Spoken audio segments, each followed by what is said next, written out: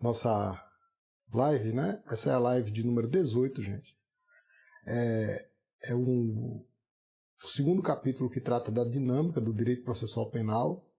É um tema muito importante, tá?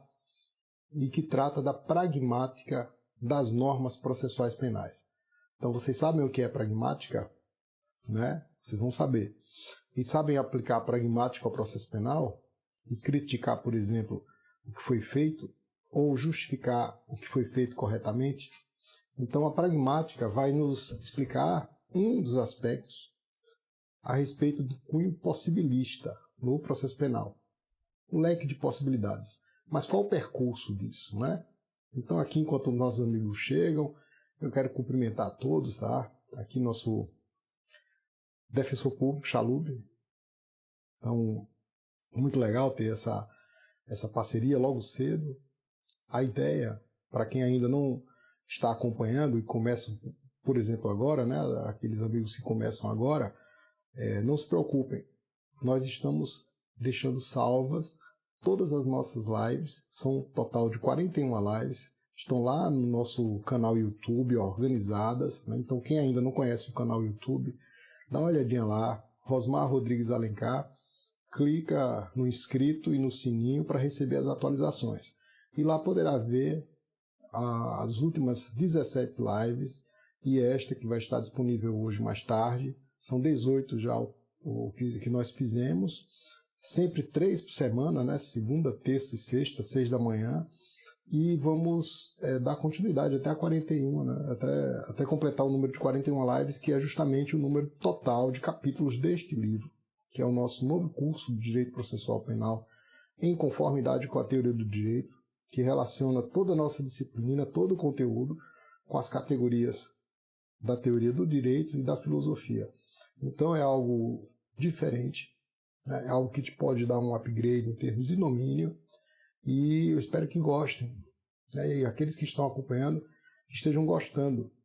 Ao longo da live, vocês podem colocar aí as dúvidas, tá? Se tiver alguma questão, eu vou procurar estar sempre acompanhando aí nos comentários, para que ao final a gente responda.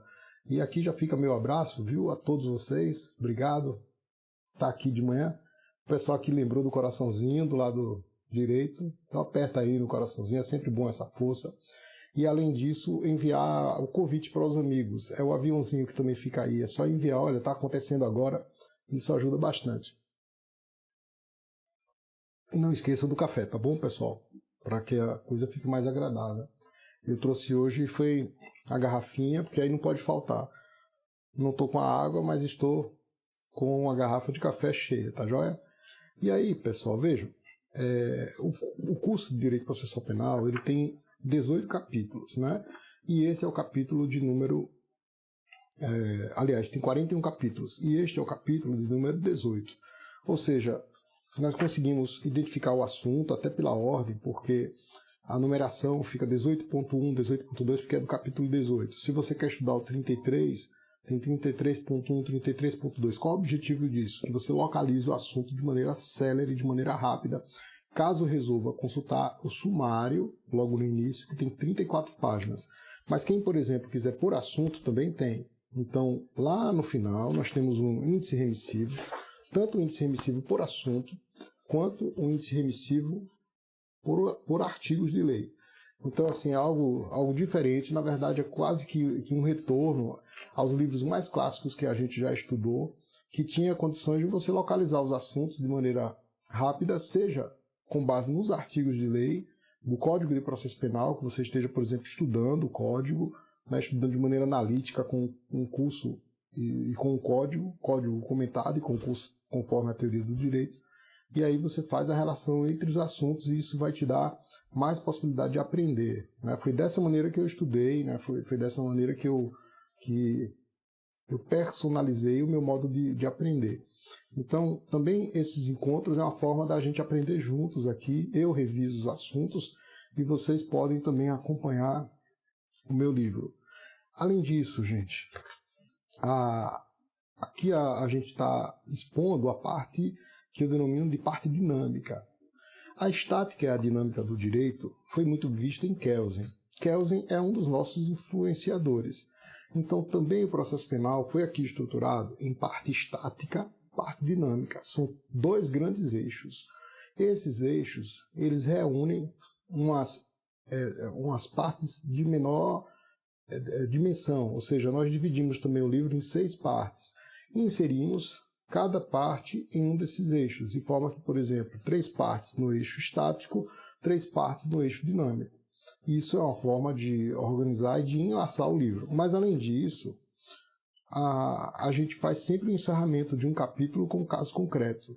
Então, além do aspecto teórico, vocês vão encontrar os aspectos práticos. Então, por exemplo, qual a importância da teoria? Então, tem um aspecto prático, no caso do STF ou do STJ, ao final de cada capítulo, às vezes mais de um caso, com o objetivo de decompor os seus elementos e submetê-los ao controle. Então, vamos ao assunto, né? Aqui a gente está tratando, então, do chamado plano pragmático das normas processuais penais. E aqui vão as questões. Vocês sabem o que é pragmática? Sabe o que significa pragmatismo? Qual a importância disso no processo penal? Então, essa é a primeira questão que a gente precisa identificar. Dos aspectos do pragmatismo, segunda questão. O que é que ele tem a ver com o possibilismo, né? O que é possibilismo no processo penal? O aspecto possibilista, então, diz respeito ao consequente normativo. Eu tenho, na norma jurídica em geral, por exemplo, o recebimento da denúncia, ele vai sempre se basear em um elemento de fato antecedente. Você tem que recortar bem os elementos de fato, né? Então, eu recorto os elementos do objetivo para dar direção. Então, se no primeiro momento eu tenho possibilidades, eu posso reduzir esse número de possibilidades. Então, quando a gente vai aplicar o direito ao aspecto de pragmática, nós relacionamos ao fim prático, mas não só isso. Tem um objetivo de dar justificativas éticas do que seja melhor. Quando nós falamos ética, ética se relaciona com retórica. E a retórica tem uma questão interessante, porque a retórica depende de fundamentação. Alguns dizem que a questão ética e a questão, especialmente a questão pragmática, seria refratária à teoria. Nós pensamos que é possível você relacionar a teoria com a retórica e com a ética para dar justificativa pragmática. E no processo penal, a finalidade deve ser uma finalidade protetiva ao direito fundamental. Então nós temos aqui, em termos de pragmatismo, o que é pragmatismo? Já podemos dar o início de resposta a ele, né? Aqui nós colocamos, olha, se trata, primeiro, de uma corrente filosófica, né? E aí você procura relacionar os seus objetivos à vida cotidiana. E, por fim, nós precisamos da outorga de balizas, né? Outorgar balizas de controle. Então, o objetivo da pragmática é, primeiro, nós vamos relacionar meios a fins. Só que, no processo penal, os fins, eles não podem justificar qualquer meio, porque os meios são importantes à própria substância. Então, isso significa, se eu puder relacionar a pragmática com o processo penal, o devido processo legal, a cláusula do devido processo legal. Então, aqui nós examinamos a cláusula do processo legal, do devido processo legal, com o objetivo de evitar a contingência dos fatos. Então, durante as nossas lives, nós temos explicado o que é contingente e o que é necessário, né? Contingente é o que é aleatório. Realmente, o direito ele não controla o futuro. Ele pode possibilitar controle de expectativas e reagir em relação à frustração dessas expectativas. Então, eu edito uma lei penal para punir alguém severamente, mudo a lei, né? Aí eu digo, olha, vamos aqui colocar uma punição mais severa, né? Vamos criar um crime, por exemplo, de stalker, com o objetivo de evitar violações a direito das pessoas. Nós podemos controlar as expectativas que venham a partir daí. A pessoa que violar a lei de stalker poderá ser punida com uma pena. Mas vejam que a gente não vai poder evitar que o stalker faça o que ele realmente faz, né? Ou seja, a gente não controla o futuro. A gente controla as reações jurídicas em relação àquela conduta. Então, assim, a ideia do contingente, ela é contornada pela delimitação dos fatos. Então, se eu não controlo a ocorrência dos fatos, eu tenho condições de diminuir o aspecto de aplicação das consequências jurídicas. Então, eu aplico, né, as consequências jurídicas devidas. porque existe previsão legal para isso. Então, o pragmatismo ele se insere nessa base.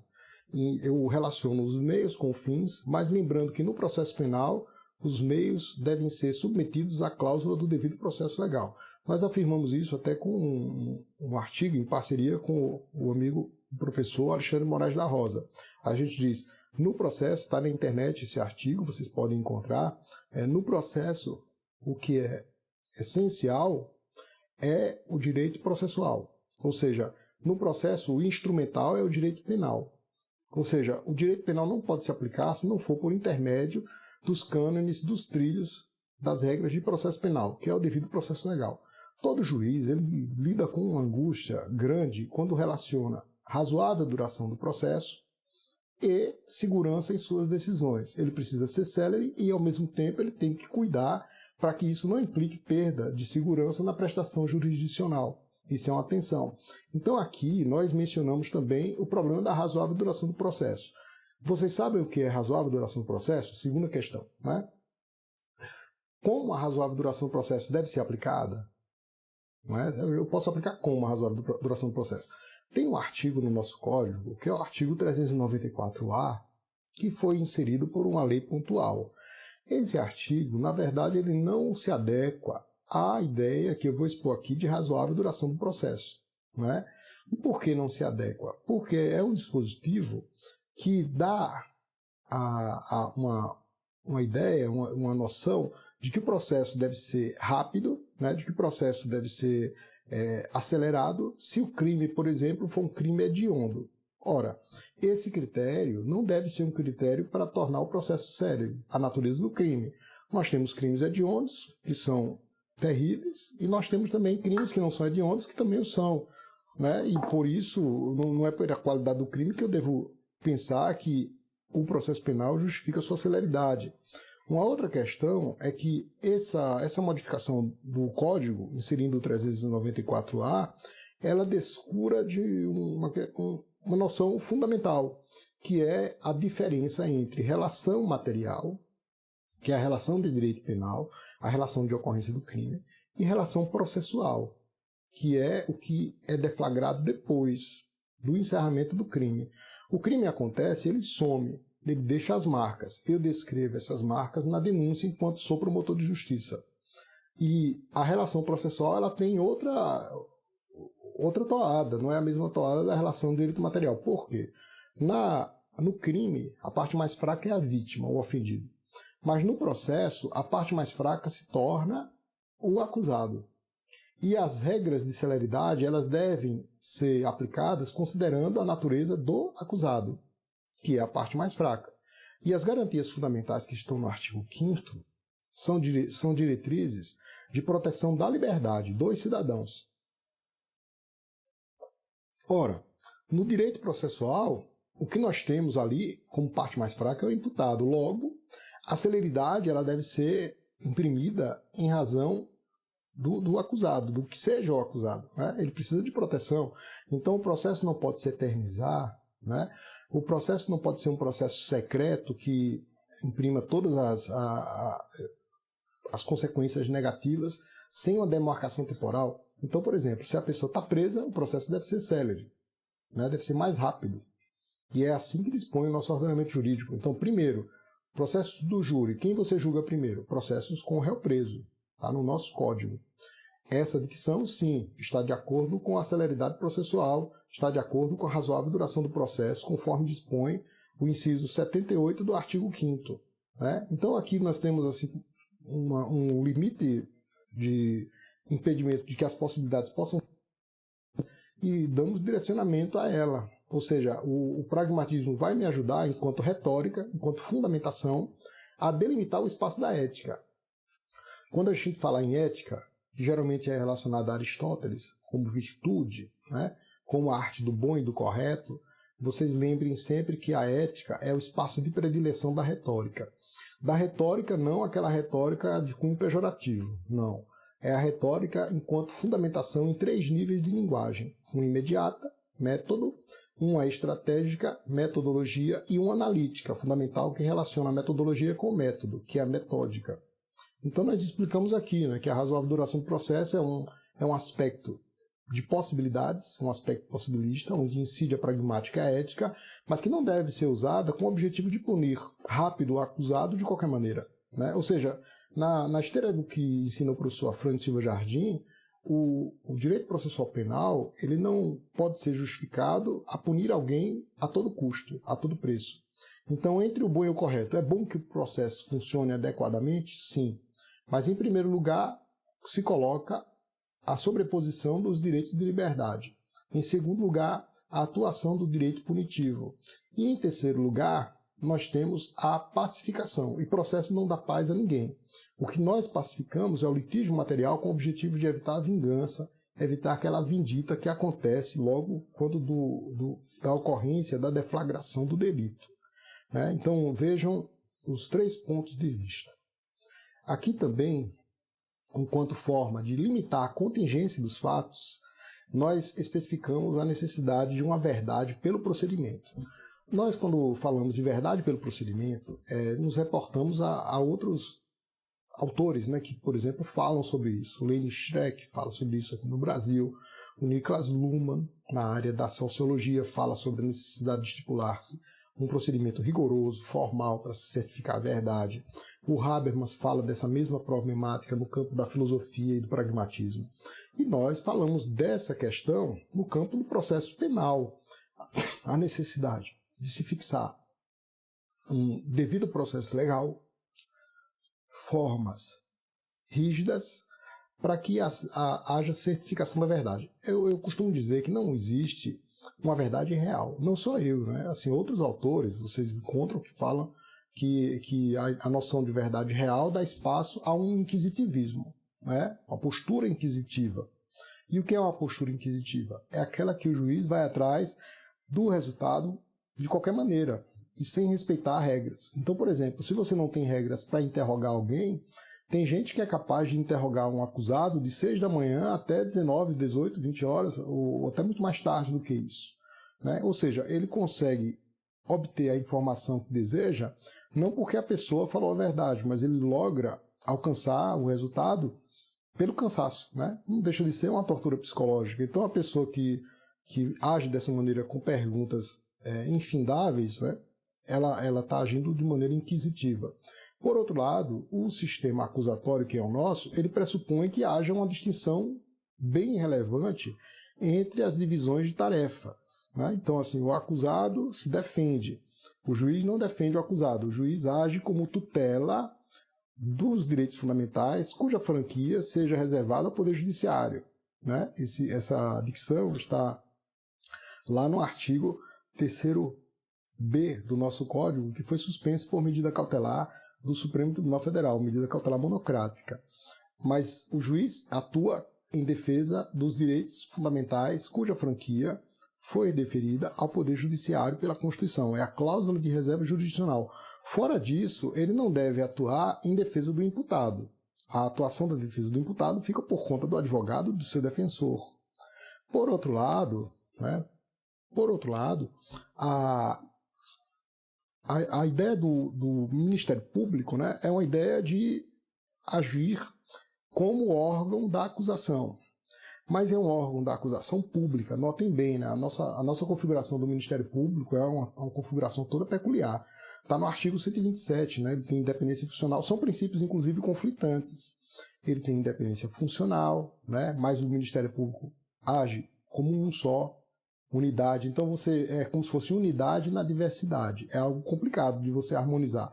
Nós harmonizamos aqui os princípios ministeriais, né, os princípios do Ministério Público. Mas o que nós podemos dizer é que, enquanto órgão público, o Ministério Público é comprometido com a ordem jurídica. Então é diferente de um Ministério Público que é eleito, como acontece em alguns estados dos Estados Unidos, né? É diferente. Lá ele tem Ministério Público eleito, por exemplo, né, e que tem compromisso de satisfazer a vontade de quem o escolheu, né, da comunidade ali local. O nosso MP não. O nosso MP ele é um servidor público, né, um funcionário. Então ele é submetido a algumas regras de imparcialidade, não uma imparcialidade objetiva, mas uma imparcialidade subjetiva. Ou seja, ele não pode acusar um amigo, ele não pode acusar um inimigo capital, ele não pode pedir arquivamento do inquérito que envolva um familiar próximo, né? Então, assim, nós temos regras ao nosso Ministério Público que são regras bem peculiares e acredito que a opção é uma opção muito interessante. Então, o aspecto pragmático, ele lida com esses vieses que eu preciso delimitar e delimito como. A estrutura normativa é uma das coisas assim, fantásticas, que se você perceber, você consegue delimitar os fatos. É muito mais importante você saber a pergunta do que saber bem a resposta. E é justamente se perguntando sobre os contornos do fato que você vai conseguir dar um direcionamento com menos viés de possibilidade, com menos dúvida, né? Então, o que é que nós temos assim de dúvida na hora de aplicar? É o espaço que se abre na hora que você contorna o fato. Se o fato estiver bem contornado, você terá como aplicar a regra de maneira adequada. É por isso que uma petição inicial difusa é uma petição inicial problemática para fins de formular uma acusação penal. O que é uma petição inicial difusa? Você sabe? Né? O que é uma petição inicial fragmentada? É aquela petição que descreve a conduta a ser punida de maneira compartimentada. Ele escreve um pouco no início, faz um introito, né? Aí no final escreve mais um pouco, aí você, juiz, lê, não entende bem, aí volta para tentar compreender o que a parte acusadora escreveu, consegue fazer um encaixe de quebra-cabeça e diz, bom, eu suponho que aí estejam presentes os elementos do tipo. Essa forma de fazer a denúncia, de elaborar, não é uma forma técnica. E a denúncia, quando a gente estuda sobre denúncia, geralmente os autores de uma peça muito técnica. Então, uma das coisas fundamentais é que a denúncia não seja muito longa, né? Ou seja, que ela descreva o fato nuclear e os elementos circundantes, fato nuclear, que é o centro, os elementos circundantes que estão ao redor, né? Então, são coisas que estão no código e às vezes não se explica isso bem, né? Então, o fato central, que é o tipo penal, eu tenho que descrever, por exemplo, tal como está lá no crime de lavagem de dinheiro, e é um crime problemático, porque autoriza a deflagração do processo penal com meros indícios do crime antecedente. Veja que isso é complicado. Na hora de você condenar alguém, a parte típica ela vai ter um aspecto aleatório que não poderia ter, considerando o princípio do indúbio pro réu, o princípio do favor rei e da presunção de inocência, que é os elementos do fato anterior. Para aqueles que não estão acostumados com a lavagem de dinheiro, é o seguinte, você pratica um crime, aufere algum bem, algum lucro ou algum valor jurídico em relação àquele delito, e depois oculta ou age de maneira a dissimular aquilo que você recebeu. Esse é o crime de lavagem.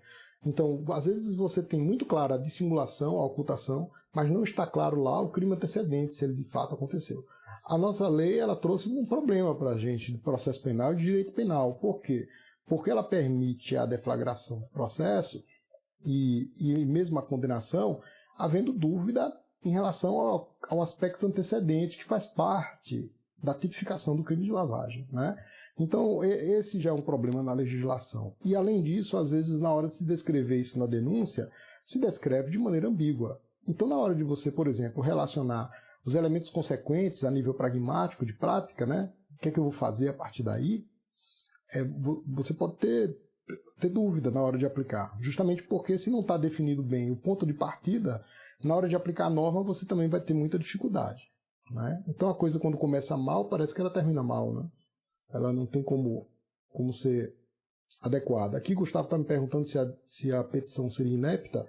Eu posso enquadrar, veja que o nome inepto, né? O inepto é uma coisa interessante, a inépcia, porque é um nome vago, ambíguo e também poroso. E os vocábulos podem ser vagos, ambíguos e porosos, né? Nossos vocábulos. Então, um vocábulo vago, um termo vago, é aquele que admite a inserção de vários objetos. Então, eu posso dizer inepta a denúncia que é fragmentada. Eu posso dizer inepta a denúncia conforme aquela dicção que estava no Código de 73, assim, de maneira bem contornada, que era que da narrativa dos fatos não resultava bem a conclusão. E nós podemos chamar de vago, de inepto também aquela que não é apta, né? Não é apta à condenação. não é apta a autorizar o direito de defesa, o direito ao contraditório e ampla defesa. Então vejam que inepto é vago.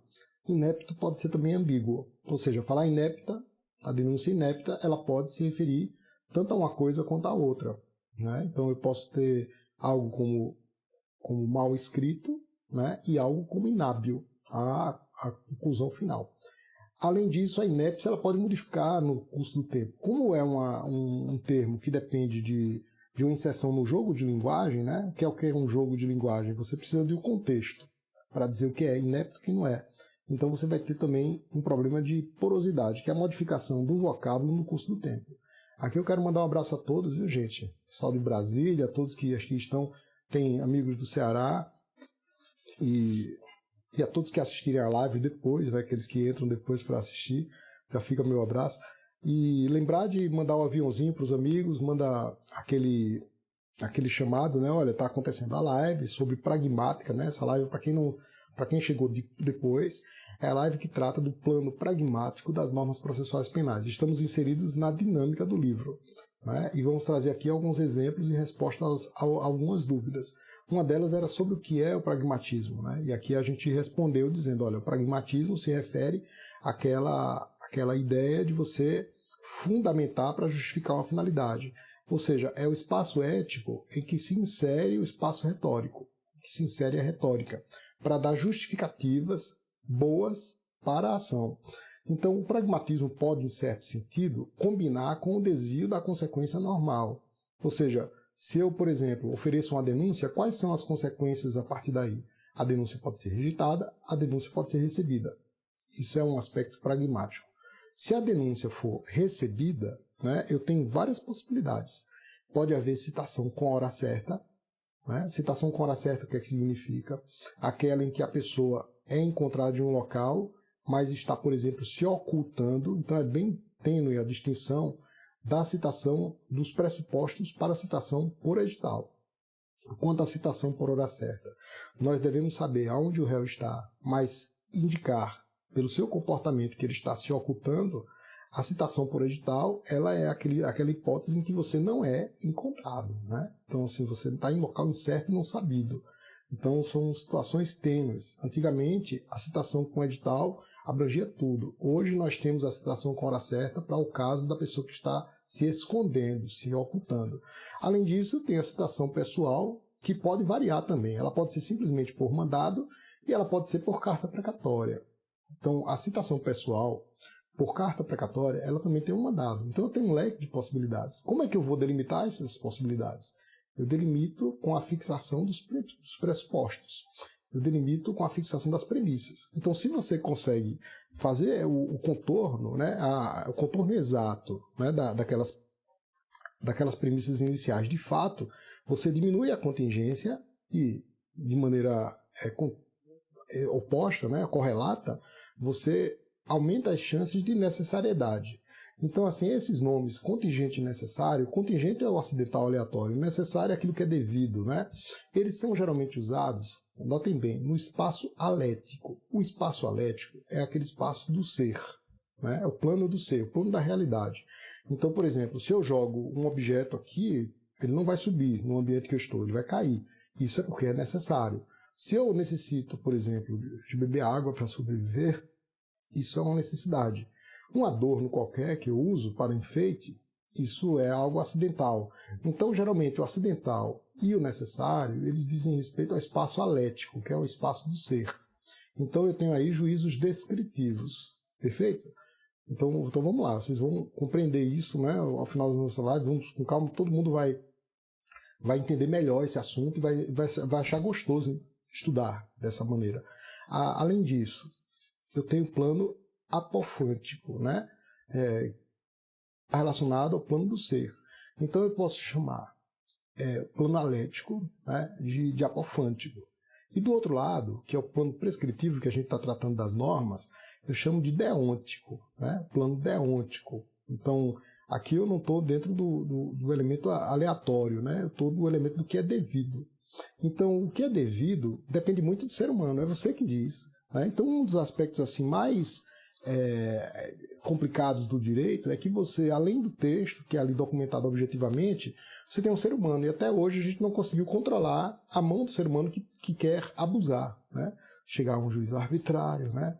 Se chegar um membro do Ministério Público que queira solicitar coisas indevidas, ou uma defesa que age de uma maneira incompatível com os princípios éticos, né? ou que quer obstruir a justiça. Então essas coisas a gente não consegue controlar. Você não controla o futuro, mas você é capaz de controlar as reações aos comportamentos futuros, né? Então, é o que o João Maurício Dadato chama de controle de expectativas futuras. É possível você outorgar em um pequeno nível a previsibilidade. Caso não se concretize aquilo que você previu, você pode ajuntar a isso uma punição, uma sanção, né? Uma consequência jurídica. Então, gente, aqui nós temos, então, com a ideia de contingente necessário, os aspectos que eu denomino de alcance e limite, né? Alcance e limite. Então, é como se fosse uma tentativa de contorno da atividade de quem está interpretando. Também, nós damos uma ênfase muito grande às relações jurisprudenciais, né? Sempre com essa noção de relação, porque a jurisprudência é uma fonte a ser considerada na hora de aplicar o direito. Então se trata de um aspecto relacional. Eu relaciono a jurisprudência, por exemplo, com o sentido de um texto legal que está antigo, ultrapassado. Então eu preciso fazer essa relação. Por outro lado, se, por exemplo, eu não concordo, né, eu percebo que há um conflito entre o que foi dito em uma súmula e o texto constitucional, ainda que no nível de aplicação, eu tenho que dizer isso de maneira expressa. Então, o pragmatismo também realça a necessidade de você sempre afirmar quais as consequências jurídicas que deve auferir com aquele ato processual. Sempre deve ser de maneira explícita e nunca de maneira tácita ou maneira implícita, né? Ou seja, as coisas não devem acontecer de forma automática. Elas acontecem sim, se você disser algo a respeito. Um dos exemplos assim interessantes é com a ideia de que preclusão seria algo que decorreria do trânsito ser julgado, como se fosse uma cláusula geral de convalidação. Vejam, acontece hoje o trânsito em julgado de uma sentença condenatória. E eu uso o termo convalidação para dizer, olha, se convalidou tudo. Como se fosse assim, trânsito em julgado, realmente morreu e não dá mais para você questionar os fatos que ali estão. O problema aí é você misturar um termo com o outro. A nossa proposta é de tentar chegar a um denominador comum, a um acordo, a um padrão, né? Então, se houve o trânsito em julgado, de fato, você não pode mais alegar nulidade.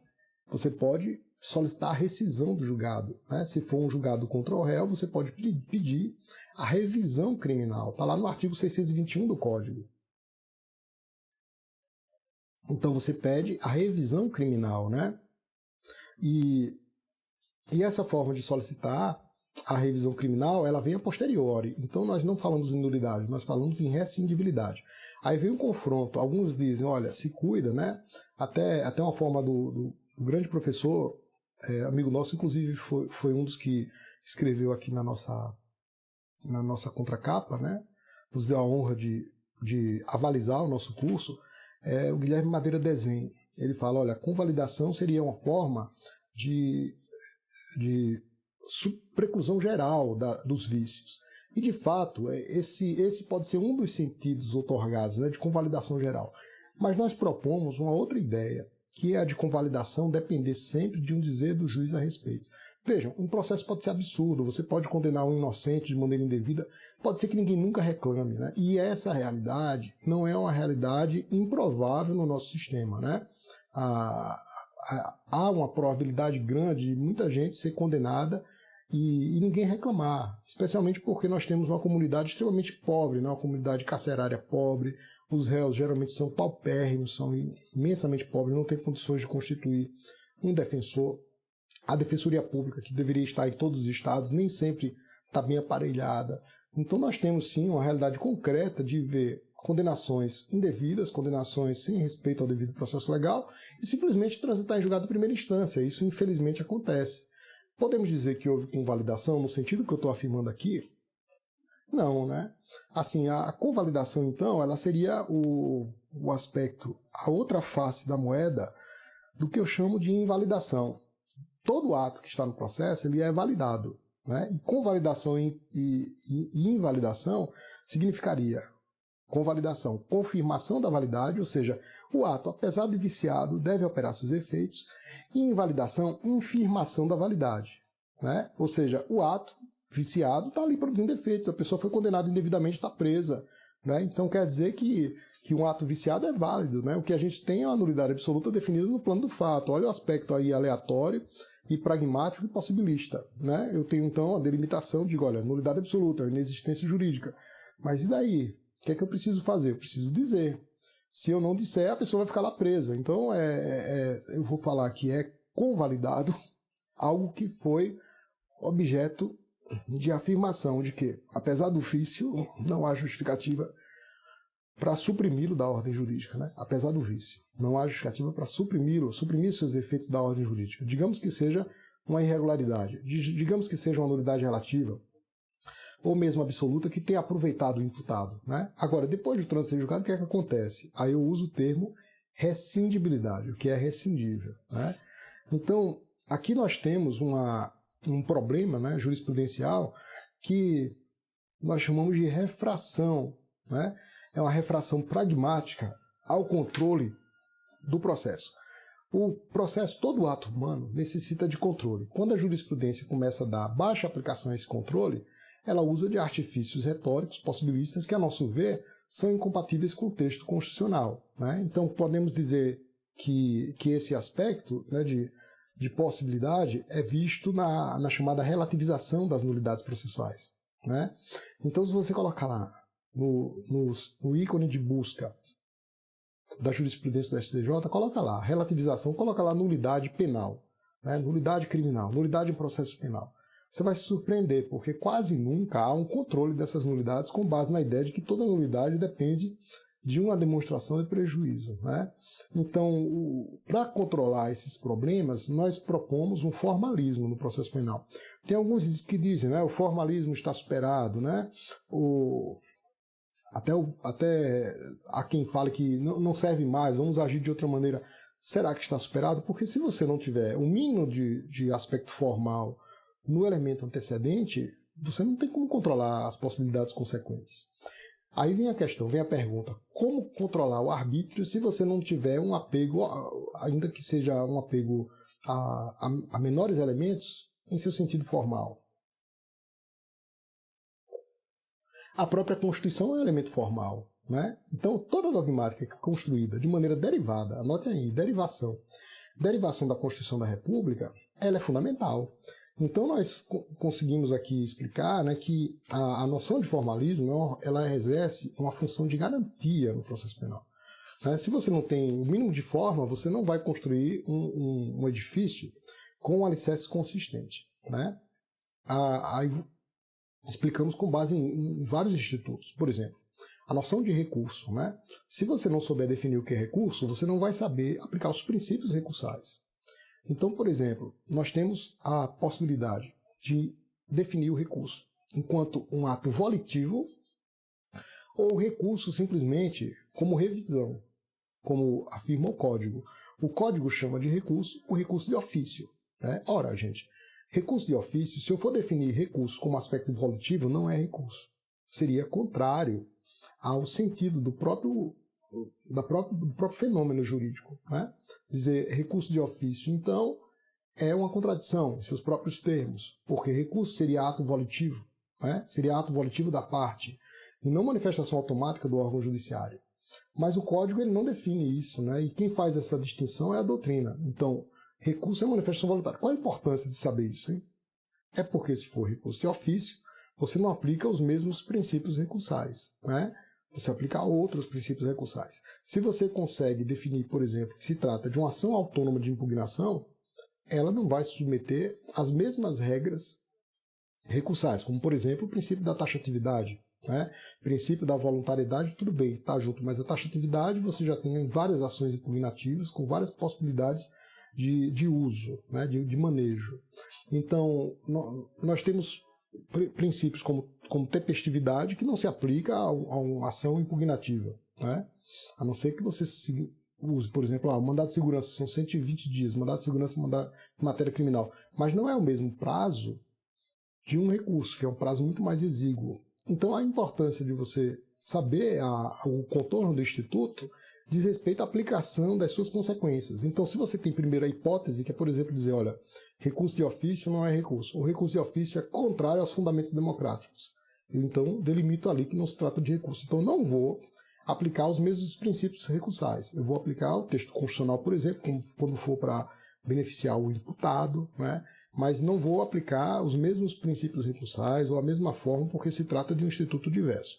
Uma das súmulas, assim, fundamentais para entender o aspecto pragmático é a súmula de número 160 do Supremo Tribunal Federal. Então, na súmula 160, se diz que as nulidades absolutas que favorecem o imputado, elas podem ser conhecidas de ofício. De maneira contrária, as nulidades absolutas que desfavorecem o imputado e só favorecem a acusação, elas precisam ser fustigadas, né? Elas precisam ser questionadas pelo órgão da acusação. Em outras palavras, o judiciário, o tribunal, ele não pode conhecer de ofício sequer das nulidades absolutas. Em sede recursal, não pode conhecer de ofício se essas nulidades desfavorecerem o réu e não tiverem sido impugnadas especificamente pelo Ministério Público. É diferente, pessoal, quando o processo está em nível de julgamento, né? Então, por exemplo, eu estou ainda em nível de primeiro grau de jurisdição. Eu, juiz, posso reconhecer as nulidades absolutas até o momento em que prolato a sentença, até o momento do encerramento da prestação jurisdicional. Mas depois que proferida a sentença e o Ministério Público não impugna, para ele a questão transitou em julgado. O trânsito em julgado, inclusive, aqui é uma das peculiaridades do cunho possibilista, né, do leque possibilista. O nosso trânsito em julgado em matéria criminal, ele acontece de forma progressiva. Pode acontecer para um réu, depois pode acontecer para o outro. É diferente do processo civil, que a coisa é vista assim de maneira solidária. E para o Ministério Público, ele acontece com muito mais vigor. E para toda impugnação do Ministério Público, se impede o trânsito em julgado para a parte acusada. Então é o que eu chamo de algo que não seria escalonado, né? Um trânsito em julgado escalonado, um trânsito em julgado progressivo, né? Um trânsito em julgado diferenciado. E isso se dá com base nas ideias de favor rei, né? De presunção de inocência, e mesmo a partir de noções que estão no próprio texto do Código, ali nas questões recursais, a partir do artigo 570, 580, nós temos ali noções que nos autorizam a chegar a essa conclusão, tá? E aí, gente, para lembrar aqueles que chegaram agora, né, nós estamos aqui na live de número 18, que trata do pragmatismo das normas processuais. Então aqui é bem bacana, porque nós falamos, por exemplo, a expressão invalidação e dizemos, né, e ensinamos, explicamos como ela deve ser considerada. É um aspecto restaurativo e um aspecto constitutivo negativo, né? Então se restaura o procedimento e se constitui negativamente algo. Então, por exemplo, se você pratica um ato indevido no processo e você afirma que aquilo é inválido, se restaura o procedimento do processo. Por outro lado, a nulidade, quando eu afirmo que há um vício ou descumprimento de uma regra, ou mesmo quando há o cumprimento de uma regra, é um aspecto possibilista. É um aspecto pragmático, né? Um aspecto que é uma variável, né? Poderíamos dizer que as possibilidades são variáveis, o aspecto aleatório. Como você diminui isso? Contornando, né? Você sabe diminuir? Sabe o que é pragmatismo? Aí nós explicamos, olha, o pragmatismo é uma sede de predileção da ética e da retórica que depende de fundamentação para a justificação dos fins. Mas no processo penal os fins não podem se dar de qualquer maneira. Então, se alguns dizem que o pragmatismo é refratário à teoria, isso não é exato no processo penal. No processo penal a teoria, então, seria fundamental.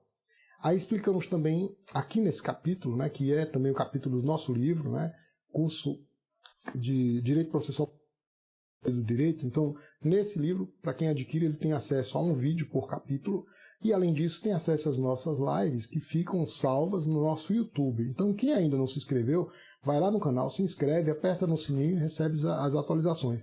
E sempre que puder, deixa um comentário, né? Assim, escreve lá no comentário a dúvida, né? A dúvida que não ficou, por exemplo, sanada aqui na live, coloca lá. Eu mesmo acompanho, eu mesmo faço e vou respondendo tudo, né, pessoalmente. Então, vocês têm essa possibilidade para ajudar a ter acesso ao livro, né, acesso ao conhecimento. E lembra de mandar o coraçãozinho, sempre bom preparar aquele café. Eu estou aqui com o meu, né, já trouxe a garrafinha aqui. E convida os amigos, manda um aviãozinho, chama o aviãozinho isso, né? E ao final a live fica salva aí também no IGTV, tá joia? Então, pessoal, quando nós tratamos de saneamento, aí explicamos, olha, saneamento é um aspecto constitutivo positivo. Por quê? Porque você invalida, torna sem efeito e faz novamente um ato, né? Você faz um ato novo. Aí tratamos logo em seguida de aspectos assim que foram bem objeto de reflexão do professor Guilherme Madeira Desenho, que eu já mencionei aqui, que o Madeira nos brindou com uma chamada de capa, né? Então, ele avalizou o livro. O Madeira já tem uma grande estrada aí no processo penal, e aí ele explica, né, sob o ponto de vista da experiência que ele já teve, inclusive na docência e na prática, que é juiz de direito, aí falando, olha, que é suprimento, que é ratificação, retificação. Então nós explicamos de maneira didática cada uma dessas noções, conforme ele disse. Mas também trazemos uma contribuição para dizer, olha, é necessário um dizer do juiz, é necessário que esses aspectos objetivos sejam relacionados a um aspecto subjetivo que amplia a aleatoriedade, que é o aspecto de contribuição. Então você lê o texto, entende de uma maneira, eu, Rosmar, leio o texto, entendo de outra. Então nós temos um problema aqui, que nós precisamos fazer um acordo. Então se eu quero chegar a uma verdade, a um consenso a respeito disso, tem que deixar bem claro o procedimento. Como é que eu justifico esse procedimento? Pelo aspecto pragmático que nós estamos falando, né? Então, vamos explicar, à luz dessas expressões, como cada um desses termos se comporta. Então, por exemplo, sabem o que é retificação? Qual a diferença no processo penal de retificação para ratificação, né? Então, se eu, por exemplo, vou formular uma denúncia, eu posso fazê-lo incorretamente, quanto à sua dimensão subjetiva. Então, se eu me considero sem atribuição e mando para um colega, promotor de justiça, ele vai poder ratificá-la ou re-ratificá-la. Vai haver retificação, pelo menos em relação ao seu aspecto subjetivo, a dimensão subjetiva. Vai ser um outro órgão do Ministério Público que estará ou confirmando o que foi dito, ou modificando algum dos elementos, né? Aí tem, por exemplo, renovação. Renovação a gente restringe, né? Por exemplo, o interrogatório pode ser renovado, né? Se o réu, por exemplo, disser, olha, não fui bem, estava constrangido ali, né? Não disse de uma maneira adequada o que deveria dizer, aí posso até relacionar esse interrogatório com aquelas declarações que são prestadas a título de confissão, quando se faz uma colaboração premiada. Ele confessa para ter uma colaboração premiada, ou ele confessa em sede de acordo de não persecução penal. Essa confissão é válida para fins condenatórios? Né? Essa é a pergunta. Aquela confissão em um acordo de não persecução penal, ela é válida? Parece que não. Se houver um descumprimento, nós temos que tornar ineficaz aquele primeiro ato de oitiva, né? Ele não vai ter valor jurídico para fins condenatórios, porque afinal de contas a pessoa descumpriu o que deveria cumprir. Então podemos ter renovação do interrogatório, né? Renovação em razão de um ato como esse, extraprocessual, ou renovação ainda de um interrogatório feito no curso do processo, né? O réu diz, olha, não falei o que deveria ter falado, estava constrangido, estava ameaçado, então isso pode acontecer. Aí dividimos também revisibilidade. O que é revisibilidade? Não é? O que é preclusão? Esses termos são fundamentais. Então, quando a pessoa não tem domínio, né, do que é vigência, do que são esses termos, do que é validade, fica muito mais difícil de você interpretar o direito e harmonizar.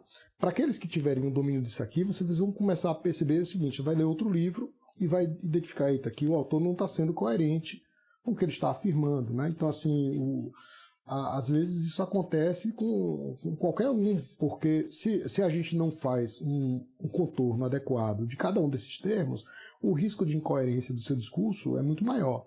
Então, o objetivo é que a gente demarque, né? Ou seja, é o construtivismo lógico-semântico do professor Paulo de Barros Carvalho, que diz, olha, precisamos partir de critérios bem demarcados.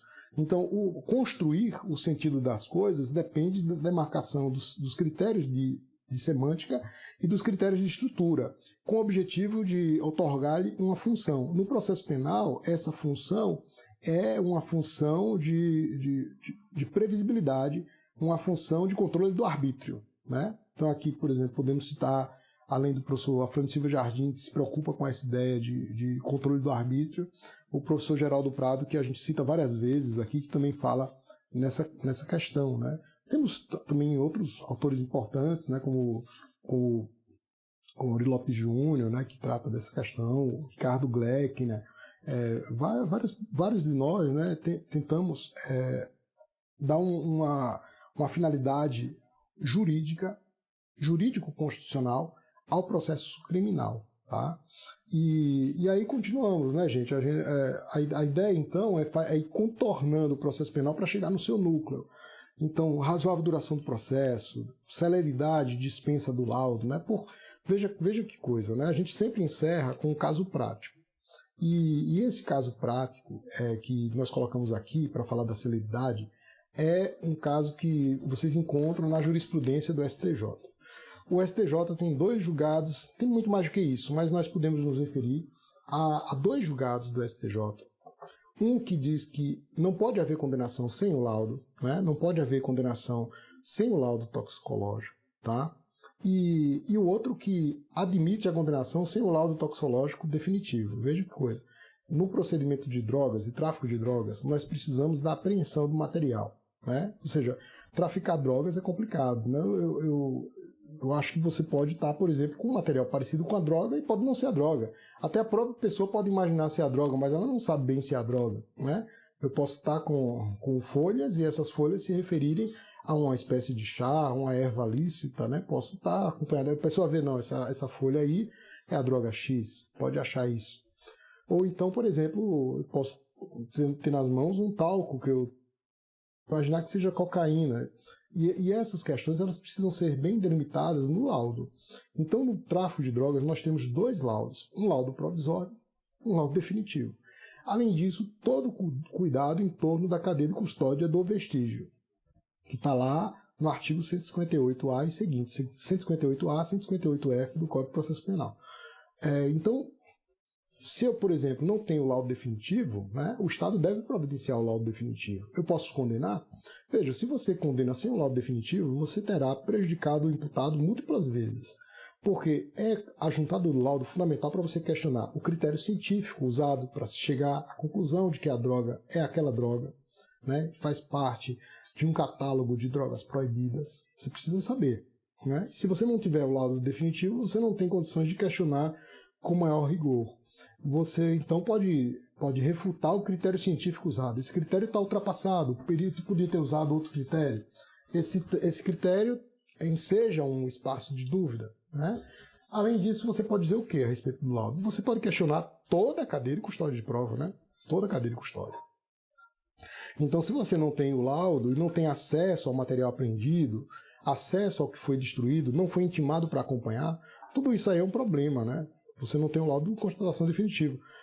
Tem uma questão que está sendo debatida, que é uma apreensão de uma grande quantidade de drogas, é um processo importante, e a controvérsia está em torno de se houve ou não o lacre daquele material. Veja que coisa. Se você coloca uma grande quantidade de drogas em um balcão e não isola e não lacra, você prejudica muito o juízo de certeza, né? E aí nós colocamos aqui exatamente assim. Eu disse, olha, a tentativa do judiciário de salvar, entre aspas, salvar a pretensão punitiva, isso é um absurdo, né? A gente não tem que salvar nada, né? Tô Felipe, rapaz, pega um cafezinho aqui com a gente, tá certo? Todos vocês, a gente tá com café, sempre, né? Então, a ideia de salvar é uma ideia absurda, porque você geralmente salva a coisa em favor da acusação, né? Mas você vai salvar por quê? Qual é o objetivo de salvar a acusação em desrespeito ao procedimento legal. Não tem sentido a não ser favorecer uma das partes, ainda que isso seja de maneira inconsciente. Então, o objetivo é que a gente seja rigoroso quanto a essa questão do laudo, por exemplo, tantos outros. Então, em um outro julgado, o STJ diz, olha, o laudo é indispensável. E no julgado que eu acabei de referir, disse, olha, pode não ter o laudo de constatação definitivo, se já ficar claro, etc. Eu estou desrespeitando um procedimento que, na verdade, é uma verdade pelo procedimento, né? Ou seja, é a certificação da verdade pelo procedimento. O que é que significa dizer, gente? É que no processo criminal, a ideia de verdade real é muito mais um mito do que autêntico, do que autenticidade. Ela é um mito, né? Você tem, então, uma ideia de que a verdade é substancial, mas ela pode ser submetida a vários riscos, a várias interferências, né? Então alguns dizem, não, a verdade no processo penal é formal. É formal, mas eu acho que é muito mais do que isso. Então aqui no livro a gente diz, olha, a verdade é mais do que formal. Por quê? Porque você não pode se contentar com a confissão. Veja que no processo civil a confissão produz efeitos muito mais rígidos. No processo penal não. Em várias passagens o código diz, olha, nós não nos contentamos apenas com confissão, né? Confissão não. Na lei de organização criminosa, não é suficiente só a delação premiada. É algo totalmente contrário do que a gente vê na mídia. A mídia, se a pessoa for mencionada em uma delação premiada, para a mídia acabou a vida dela, né? Olha, fulano foi mencionado na delação premiada de cicrano, pronto, já era, você está condenado, enfim. Quando às vezes você pode nem conhecer fulano nem cicrano. Então, esses elementos, eles não podem ser considerados, né? Está lá no texto, né? E além disso, eu parto de uma ideia de presunção de inocência, de juízo de certeza. Lembre o que eu venho dizendo aqui, que juízo é nexo. Aqui, gente, o pessoal está me perguntando, eu estou acompanhando, tá certo? Então, quem tiver dúvida pode colocar. A Eunice perguntou se há lacre na delegacia. Esse é um outro aspecto, viu, Eunice? O lacre é um problema para a gente, porque, veja, a gente não tem delegacia estruturada, eu creio. Assim era quando eu fui promotor no interior, fui juiz também, ainda sou juiz do interior. Nós temos delegacias bem aparelhadas e delegacias nem tanto aparelhadas. Para aqueles que estão me acompanhando, que são advogados criminais, podem até mencionar aí a experiência, que saberão dizer mais do que a gente no dia a dia de quem é advogado. Então, um dos grandes desafios é que a gente otorgue eficácia técnica ao procedimento legal. O que é eficácia técnica? A eficácia técnica é quando há um complemento da legislação. Esse complemento pode ser por regra complementar. Existe regra complementar, por exemplo, das drogas, né? O crime de tráfico é uma norma penal em branco. Então, existe um complemento, né? E o complemento é, por exemplo, um ato normativo, né? Pois é, o Unício está dizendo aqui que não tem lacre. A lei é de 2019 e esse é um dos aspectos que pode significar uma ineficácia técnica. A gente tem que ter muito cuidado quanto a isso, tá? Por quê? Porque a ineficácia técnica pode ser também uma ineficácia material. Falta o material necessário, falta o IML, local para armazenar, né? Então eu lembro assim que às vezes a dificuldade era de você ter um local para armazenar armas, né? Não, vamos deixar a arma no fórum. Não faz sentido, né, gente? A arma no fórum, a arma da delegacia. O local de arma não é nem em fórum nem em delegacia. O local apropriado seria um depósito, né? Então, nesses casos, nós mencionamos ineficácia técnica. Veja que o problema não é um problema normativo. A norma incide e a norma deve ser exigível. Aí vejam, eu devo exigir do réu isso, né? Essa é a questão. Porque se o Estado não cumpre com o dever dele, eu devo condenar o réu, mesmo o Estado, sem cumprir o dever dele? Né? Essa é uma questão importante, né, que deve ser objeto de consideração. Gente, eu vi aqui vários comentários, né, a gente já está estourado no nosso tempo, tá? A contribuição aqui do Felipe Lins, que é um advogado aqui do nosso estado, que tem aí uma experiência grande em matéria criminal, né? Essa questão é uma questão cultural, né? Então, esses elementos pragmáticos a gente procura relacionar primeiro a uma dogmática firme e consistente. Em segundo lugar, há uma crítica, né? Então, assim, a dogmática ela não tem importância se você não submetê-la a uma crítica, e uma crítica à luz da Constituição da República. Então, dogmática é o perfil tradicional e a crítica é o perfil alternativo, né? Então, nós abordamos as duas coisas. Além disso, há o liame desses aspectos com os elementos fundantes. Quando a gente fala de elemento fundante, é um elemento teórico, né? Um elemento teórico, e o elemento filosófico. Então essas questões, elas passam, por exemplo, para a identificação de que a cultura no nosso sistema tem sido uma cultura autoritária, né? Então você consegue identificar, consegue submeter à crítica e consegue submeter a um critério de prova, a demonstrar o que você está afirmando, tá? Isso vai te dar potência, não só para você estudar com consistência, dominar os assuntos. Você vai estudar um outro livro e você vai perceber os acertos e inconsistências, né?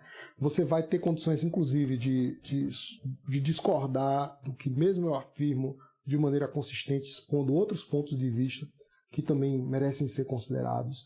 Então, aqui nós relacionamos, por exemplo, forma e pragmatismo enquanto leque possibilista, né, de possibilidades que devem ser justificadas com os fins do processo penal, né, e com a necessidade de justificar os meios à luz das teorias, por exemplo, teoria do delito, teoria do juízo, teoria da prova, sobretudo, tá?